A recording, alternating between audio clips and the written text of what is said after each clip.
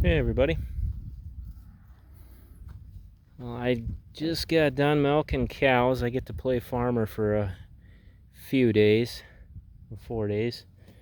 I grew up on a dairy farm. Most of my family on my dad's side were farmers, and I have a couple cousins that have carried on the family traditions. So one cousin decided to take a vacation, so I get to tap into my roots for this week and milk some cows and whatnot. But I wanted to take a moment and just kind of show what we've been up against this year here in Minnesota, and then also talk about hunting strategies when it comes to exceptional drought. So here's what the corn looks like. It is August 17th. That's the corn this year. We have not had a single drop of rain in our area since July 23rd, and before that we were already in extreme drought. So this is the reality facing our farmers this year. It's a tough year. My dad's 63 years old, and he said this is probably the worst drought he's experienced in his lifetime, and he's been through some tough years growing up as far as drought. And I remember a few drought years in the early 2000s, but nothing like this. I mean, I don't know if we've had a few inches of rain spring and summer this year. I mean, it's been insane. I mean, that's the corn. Here's the alfalfa.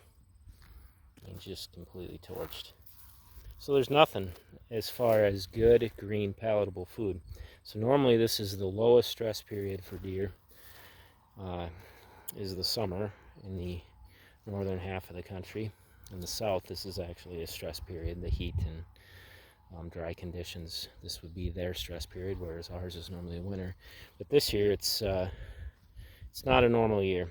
So that those normal green food sources that are nice and lush and palatable when does are nursing and bucks are growing their antlers, they're just not here. Because even the weeds, I mean, even these, this is ragweed right here. I mean, look at the, actually that's not ragweed. That would be I know there's ragweed in here somewhere. Anyway, this stuff is it's just dry and crispy. So the food hasn't been here like it normally would be. So where would you hunt when you are in hopefully a once in a lifetime drought? So this fall, the obvious answer is going to be water. You want to sit water. So I don't need to say that. Water will be a great option, because this summer, I mean, it's been one 90 degree day after another, just relentless pounding heat. Normally we get a couple weeks of that, and we hit 90, I think, May 28th, and we just haven't looked back. We've had a few days that have jumped out of the 90s, but it has just been relentless pounding heat. So water sources, if this pattern continues, are going to be a great spot in the fall. That's obvious. But you need to start looking for those non-traditional food sources this fall, because if these food plots don't pan out, and so far they aren't looking like they're going to be what we normally expect in food plots, you're going to see deer hitting more non-traditional food sources as destination food sources, as in this is where they'll be holding up and eating, if the stuff that's in the wide open, like the alfalfas, the clovers, the brassica plots, if they're just not there. So what I mean by that is you're going to want to start looking for woody browse, because woody browse is still green and palatable in spite of this drought. We did a lot of logging last year, and I've done a lot of timber work, and there's definitely parts like the maple has pretty well burnt up, got sun scorched, but aspen browse is thick and lush because that root system is deep, and it sends off thousands of little shoots when you cut it, and it's highly palatable to deer. It's a great food source. So you're going to want to look for like those aspen clear cuts. as destination food sources. Normally those are great bedding locations. Deer love having food where they bed, and they'll hold up in there, and then they'll kick out to the fields and the food plots towards the evening. But that might not be the case this year if this pattern continues, and so far there's been just zero relief, so it definitely could continue. So aspen, woody browse, if you find, I know basswood is still look good. Box elder, if you can find like old field, new growth box elder, that's going to be good.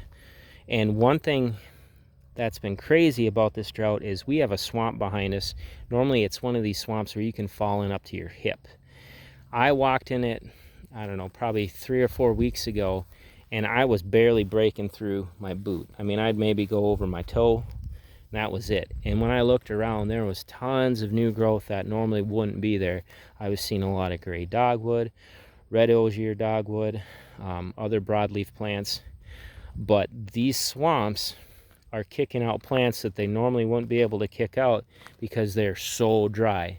So good pioneering species that maybe the seed's been sitting there forever and it couldn't grow because it was too wet are starting to sprout up. So if you can find a swamp with, that's normally wet, and all of a sudden this, these red osier dogwood pockets, maybe these gray dogwood pockets are starting to pop up, those are also areas where the deer are going to be hitting it heavy. And if you don't believe me and you're watching this video and you're in this extreme drought, just go look in your woods right now and see what the deer are eating, because I guarantee they're not eating this. I mean, that's dry and crispy and it's lost its palatability. There's no cobs, there's nothing. Like, this is providing zero food. Clover's providing zero food. Alfalfa's providing zero food, and so far the brassicas haven't had the water to get going for fall food plots. Of course, rye is going to be the fallback plan, and if we get a shot or two of rain, we can get that going and at least have some kind of green food source. But broaden your horizons this year and start thinking a little bit outside the box, and look for that natural woody regen that's still green and lush. And of course, if we do get a shot or two of rain and you get a plot or two to go, I mean, right now we have one food plot going because it's in a low area near the swamp. Everything else, it hasn't even germinated. Right now it's the only show in town, so that clearly is going to house or have some deer on it this year, and that'll be a spot we'll be hunting. But there's other spots where we got the aspen regen coming in nice and thick from the logging last year, and I know the deer are going to be on that. Last year I had a lush brassica food plot, and I remember watching deer go through that food plot, and they came, because the aspen, it had just been logged, so the stuff was a foot tall. They walked through the food plot past me into the aspen regen and started browsing. So that is definitely going to be a highly attractive food source, especially in this drought year. So start looking around, see what's still green, and plan accordingly. It's going to be a year where you're going to have to think a little bit differently as far as the old hunting strategy goes. On a side note, this was my grandpa's farm. My grandpa passed away in, boy, I think it was 2009, maybe 2008, I can't remember offhand. But I grew up on this farm, as in I spent a disproportionate amount of my childhood over here. Absolutely loved it. Farm life is fantastic. We would, there was a bunch of us cousins that lived in the same country block, and they'd come over at our place and do chores, and then we'd come over here and do chores and bale hay and all that good stuff. I don't think there's a better place for a kid to grow up than on a farm.